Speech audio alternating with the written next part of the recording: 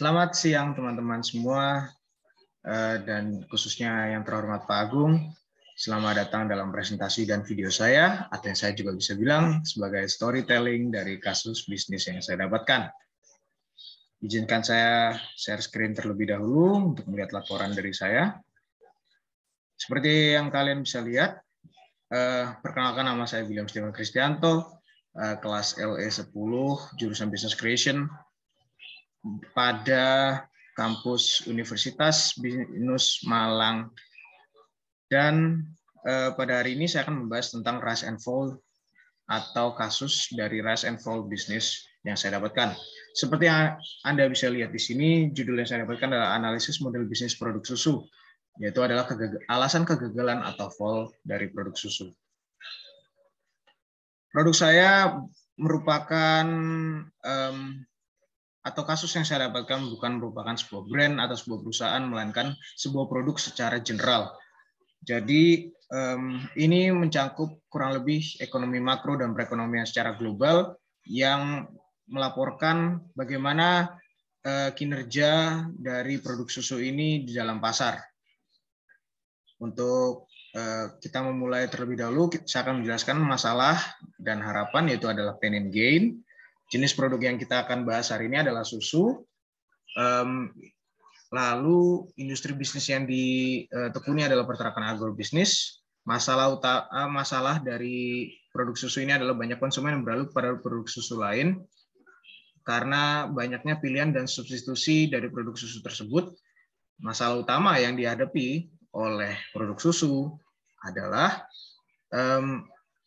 jumlah penjualan tidak menyamai jumlah produksi dari produk susu itu, sehingga value atau nilai dari produk susu itu turun secara drastis dan orang tidak atau produsen susu tidak memiliki atau mendapatkan harga jual yang tepat kepada pasar karena popularitas susu yang terus dan kian menurun. Harapannya popularitas susu dapat meningkat dan digemari masyarakat kembali sehingga angka pembelian produk susu dapat meningkat dan dikonsumsi masyarakat secara rutin kembali. Saya akan menjelaskan untuk bagian berikutnya adalah kondisi dari bisnis ini. Kondisi dari bisnis ini sekarang berada di dalam tahap fall sejak tahun 1970, selepas dari Perang Dunia Kedua, di saat popularitas susu dan konsumsi susu sangat berada di atas karena tingginya produk susu tersebut dan menyebabkan naiknya atau meningkatnya produsen susu tersebut atau supplier susu. Karena supplier susu tersebut naik untuk menyamai demand susu yang cukup tinggi di saat itu, harga mereka dapat dibilang cukup seimbang. Tapi di zaman sekarang ini, dengan barang substitusi yang banyak dan opsi yang cukup banyak yang dimiliki masyarakat, popularitas susu juga kian menurun, sehingga angka produksi masih terus tinggi dengan demand yang sangat rendah. Akibatnya, value dari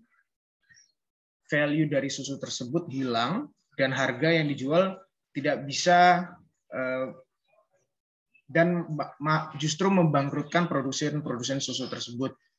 Tidak hanya berdampak pada produsen besar, tapi produsen produk susu yang kecil seperti peternakan skala kecil dan UMKM yang lain itu harus tutup dan pilot akibat tidak kuatnya atau tidak memiliki sustainability atau survival, tidak dapat melampaui survival stage tersebut. Untuk yang pada berikutnya saya akan menjelaskan 9 blok pada BMC. Di sini Anda bisa melihat bisnis model canvas yang telah saya rancang dan saya buat untuk produk susu pada tahap rise, dan yang berikutnya bisnis model canvas pada tahap fall. Kalian bisa pause apabila ingin melihat lebih dalam lagi. Saya tidak akan menjelaskan semuanya karena akan memakan waktu terlalu banyak. Dan penjelasan tersebut seperti saya akan sangat singkat dalam menjelaskan ini, seperti contohnya customer segment, yaitu mass market, karena susu dapat dinikmati dan dikonsumsi oleh seluruh kalangan tanpa memandang umur, gender, ras, dan latar belakang. Value proposition dari produk susu ini adalah getting the job done karena susu pada masa jayanya merupakan produk yang dikonsumsi oleh rumah tangga dalam kehidupan sehari-hari dan diberikan kepada semua umur sesuai dengan customer segment yang dimiliki. Channels yang dimiliki adalah purchase, yaitu adalah susu dapat dibeli sangat mudah dan dicari pada supermarket atau pasar yang ada di seluruh dunia. Customer relationship, yaitu communities, karena produk susu memiliki image dan reputasi sebagai produk yang menyehatkan manusia apabila dikonsumsi secara rutin dan rajin. Revenue stream berasal dari sales kepada pabrik-pabrik lain. Lalu yang kedua adalah kepada supermarket langsung, direct to customer. Ini B2B, yaitu ke supermarket, dan B2C, yaitu langsung ke consumer.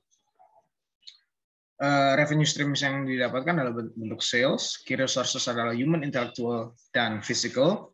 Contohnya peternak sapi untuk human, ilmu pemerahan susu sapi pada intelektual, dan lahan peternakan dan gedung untuk fisikalnya. Dan key activities yang dilakukan dalam produksi atau dalam produk susu ini adalah production saja dan sales. Key partnership yang dimiliki adalah peternak sapi menghasil susu atau distributor susu seperti supermarket dan pasar. Cost structure dibagi atas dua, yaitu fixed cost dan variable cost. Fixed cost terdiri dari gaji pegawai gedung, gaji pegawai, pembayaran gedung perkantoran, dan izin usaha. Dan terakhir pada variable cost adalah pembelian sapi baru apabila sakit atau mati, listrik, maintenance, air, dan yang lain-lain. Saya akan membahas secara singkat kekuatan dan kelemahan produk melalui analisa SWOT, yaitu adalah strength, weakness, opportunity, and threats. Saya hanya akan menjelaskan secara singkat dari kekuatan dari produk ini, yaitu produk susu memiliki supply yang cukup tinggi karena angka produksi atau production rate dari susu itu sangat tinggi dari zaman dulu hingga sampai sekarang ini. Tetapi weakness yang dialami adalah popularitas susu yang terus dan kian menurun mengingat perkembangan zaman dan inovasi dari produk-produk minuman lainnya, dan belum memiliki perkembangan lanjutan hingga saat ini, bahkan di saat saya memberikan atau sedang syuting video presentasi ini. Walaupun telah dibuat advertisement atau marketing seperti Gut Milk yang akan meningkatkan popularitas pada kolom opportunity yang bisa Anda lihat, tapi threats seperti kompetisi produk-produk lain dan minuman-minuman yang lain cukup populer dan dinikmati dan digemari juga oleh kalangan masyarakat. Lalu bisnis patterns apa yang dimiliki oleh produk susu ini, yaitu adalah the long tail, karena produk susu memiliki customer segment yang mass atau semua kalangan dapat menikmati produk ini. Untuk tahap berikutnya saya akan menjelaskan business model environment. Terdapat beberapa poin. Yang pertama, market forces. Saya akan menjelaskan secara singkat saja, maka saya akan simpulkan. Pada market forces, market segment yaitu mass market yang dapat dinikmati semua orang. Lalu ada market issues, yaitu adalah kalahnya atau rendahnya tingkat persaingan produk susu dengan produk-produk lainnya atau produk substitusi lainnya, sehingga konsumen lebih memilih untuk beralih kepada produk lainnya sebagai opsi utamanya. Lalu ada needs and demands, yaitu rendahnya permintaan terhadap produk susu tersebut dalam pasar, dan switching cost yang cukup murah untuk memproduksi produk yang serupa dengan susu ini. Pada tahap berikutnya yaitu adalah macroeconomic factor yang menjadi faktor utama bisnis environment ini, yaitu karena rendahnya, seperti yang saya jelaskan di awal, economic factor seperti saya akan menjelaskan poin pertama, economic factor, infrastructure, commodities and other resources, capital markets, global market conditions, yang menyulitkan produk susu itu sendiri untuk berkembang. Karena popularitas tersebut yang kian menurun, didukung oleh kondisi dari manusia dan society atau golongan-golongan masyarakat yang ada di zaman sekarang dan belum ada di zaman itu, menyulitkan produk susu untuk berkembang. Contohnya, produk susu tidak bisa dikonsumsi oleh individu dengan laktos intoleran. Maka orang-orang dengan laktos intoleran harus mengkonsumsi produk susu atau produk substitusi lainnya. Dan produk atau individu atau golongan masyarakat yang menganut aliran vegetarian tidak dapat mengkonsumsi produk susu ini karena produk susu merupakan produk yang dihasilkan melalui proses atau langsung dari hewani. Dan terpaksa mereka akan menggunakan opsi almond milk, contohnya, atau yogurt. Tapi yogurt itu sangat jarang, lebih berbobot kepada almond milk. Untuk industry forces, new entrants, competitors, substitutes, product and service, and supply other value chain factors. New entrants sangat sulit untuk memasuki produk ini karena produk ini sudah cukup lama diproduksi dan biasanya pemain-pemain besar dan yang kuat yang bertahan. Sedangkan yang kecil memiliki modal yang baru saja digunakan untuk itu tidak akan bertahan hingga survival stage sehingga tidak dapat melanjutkan stage-nya dan akan pilot hanya pada survival stage di saat expenses terlalu tinggi. Dan demand yang kian naik turun bahkan turun menyebabkan produsen susu sapi akan sulit sekali berkembang. Lalu untuk substitute product and service, khusus substitute produk sudah saya jelaskan seperti yang saya mention sebelumnya, yaitu almond milk dan goat milk juga, sehingga susu sapi sudah sangat atau popularitas susu sapi dapat tergolong rendah. Lalu tren yang kita bisa lihat, yang saya akan berbicara khususnya pada socio-economic trends dan societal cultural trends yang setelah saya mention, yaitu adalah produk-produk seperti susu dianggap sudah kuno dan masyarakat beralih kepada produk susu yang dapat dinikmati dalam bentuk lain. Yang paling populer di dunia ini adalah es krim dan keju. Jadi untuk produk susu sendiri memiliki kesulitan untuk berkembang dalam persaingan dalam produk jadi tersebut atau produk siap konsumsi. Sedangkan social economic trends adalah demografi yang dimiliki pada zaman sekarang, memiliki laktose intoleran, vegetarian, dan golongan-golongan lain yang kita tidak tahu, yang tidak atau tidak setuju dengan proses pemerahan sapi tersebut dan akan memberhentikan produksi ini secara perlahan. Untuk bagian berikutnya saya akan menjelaskan tentang value proposition canvas yang telah saya rangkai. Yang pertama, saya akan meranking atau memberi peringkat untuk customer jobs, pains and gains, yaitu adalah mendapatkan asupan vitamin dari produk susu yang very important dari jobs, dan yang less significant adalah mengkonsumsi produk susu sebagai lifestyle hidup sehat. Untuk pains yang ekstrem, ada beberapa individu memiliki laktose intoleran, asumsi bahwa mengkonsumsi susu malah memperburuk tubuh. Dan yang untuk moderate adalah beberapa individu mengikuti aliran vegetarian sehingga tidak bisa mengkonsumsi susu. Essential yaitu susu memiliki produk bervariasi sehingga dapat dikonsumsi oleh seluruh kalangan. Dan untuk nice to have adalah mengkonsumsi susu dapat meningkatkan kesehatan untuk segala umur. Itu yang mereka yakini. Kita dapat lihat pada berikutnya adalah customer profile dan segment seperti yang saya sudah jelaskan sebelumnya. Ini merupakan sebuah ringkasan dari map atau customer segment canvas atau customer profile khususnya. Inti dari tabel ini sebenarnya sama saja dengan tabel yang di atas yang telah saya buat. Untuk value map, untuk gain creators adalah membantu menjaga kesehatan secara alami, menawarkan jenis produk yang banyak sehingga meningkatkan sales. Dan pain relievers adalah memiliki produk yang bukan berasal dari produk hewani untuk vegetarian, memiliki produk berupa almond milk untuk individu dengan laktose intoleran, produk susu yang telah teruji dan tersanitasi secara internasional. Lalu bagaimana kedua hal tersebut akan bertemu di tengah? Apakah mereka cocok dari sisi value proposition dan dari customer segment? Dapat kita lihat bahwa value proposition dan customer segment sangat cocok, tetapi tidak didukung oleh tren atau kondisi masyarakat atau kondisi society dan lingkungan yang ada di zaman sekarang ini.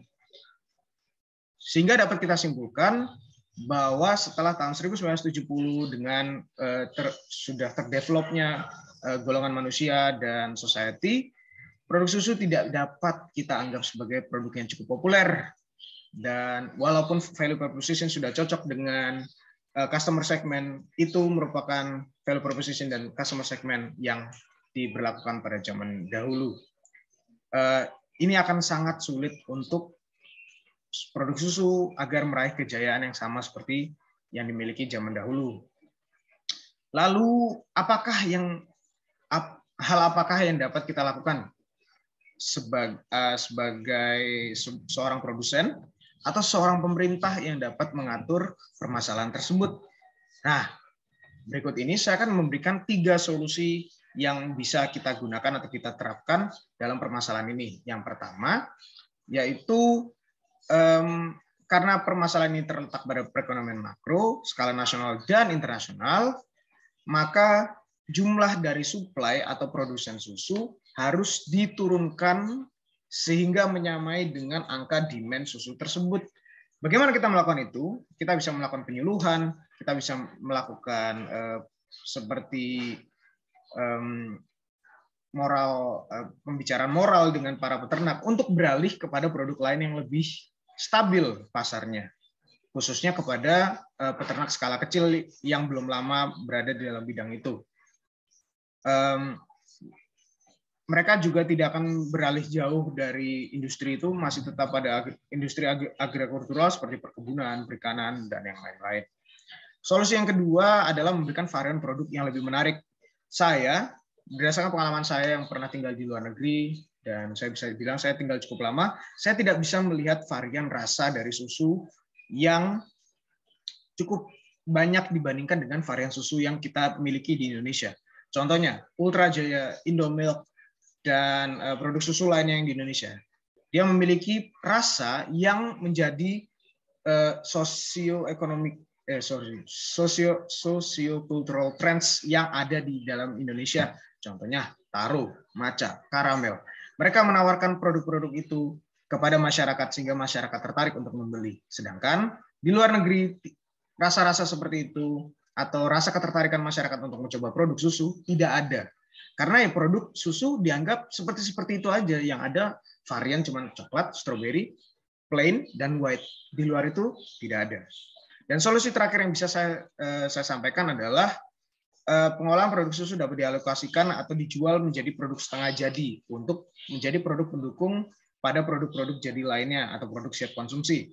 Contoh produk-produk ini adalah ice cream, yogurt, lalu ada keju, dan coklat bars.